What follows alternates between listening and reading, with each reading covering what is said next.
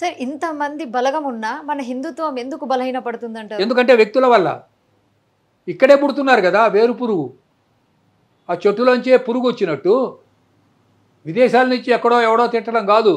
ఇక్కడున్న Manishankar అయ్యర్లు, Jayaram రమేష్లు ఇక్కడున్నోళ్ళు.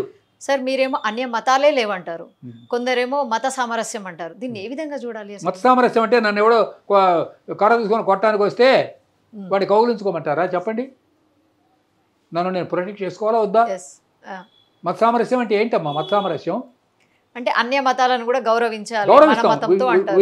Will give respect. ఇప్పుడు నేను క్రిస్టియన్స్ పోపు గారు ఉన్నాడు, పోపు గారిని గౌరవిస్తా. ఓకే.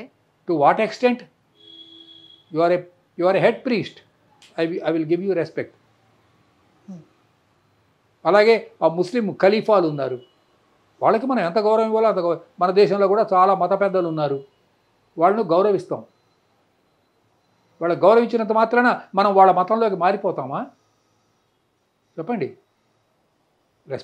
వాళ్ళకి రెస్పెక్ట్ ఇవ్వడం వేరు, మన అస్తిత్వాన్ని కోల్పోవడం వేరు.